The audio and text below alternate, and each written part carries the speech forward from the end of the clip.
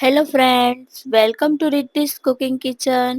તો આજે આપણે બનાવીશું ફ્રેન્ચ ફ્રાઈઝ, એ પણ થોડી જ મિનિટોમાં. તો ચાલો જોઈએ તેની રેસીપી. અહીં મેં Amul happy treats ready to cook and સર્વ ફ્રેન્ચ ફ્રાઈઝનું એક પેકેટ લીધેલું છે, જેને આપણે ઓપન કરીશું અને રેફ્રિજરેટરમાં તેને સ્ટોર કરવાનું હોય છે. અને ઓપન કર્યા પછી આ રીતની ફ્રેન્ચ ફ્રાઈઝ હોય છે તેની અંદર, જેને ડાયરેક્ટ ફ્રાય કરવાની હોય છે. હવે આપણે ગેસની ફ્લેમ ચાલુ કરી ઓઇલ ગરમ કરવા મૂકી દઈશું. ચેક કરી લઈએ ઓઇલ ગરમ થયું છે કે નહીં, અને આપણું ઓઇલ ગરમ થઈ ગયું છે.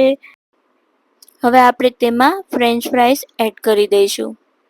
આ દરમિયાન આપણે ગેસની ફ્લેમ મીડિયમ કરી દઈશું અને ઓઇલ પણ એકદમ વધારે પડતું ગરમ થવા દેવાનું નથી, કેમ કે આપણે જે ફ્રેન્ચ ફ્રાઈઝ યુઝ કરવાની છે ફ્રાય કરવા માટે, તે ફ્રીઝરમાંથી બહાર કાઢેલું હોય છે, જેને આપણે વધારે પડતા ગરમ કરેલા ઓઇલમાં આપણે એડ કરીશું એટલે વઘાર કરીને કેમ ઓઇલ બહાર આવે છે તેવી રીતે બહાર આવી જશે.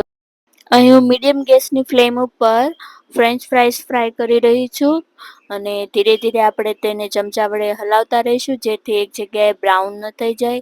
અને આ રીતે કન્ટિન્યુ ફ્રેન્ચ ફ્રાઈઝને ચમચાથી હલાવતા રહીશું.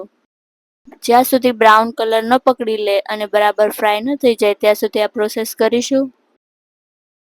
ફ્રેન્ચ ફ્રાઈઝ આપણી ધીરે ધીરે બ્રાઉન કલર પકડવા લાગી છે અને રેડી થવા લાગી છે.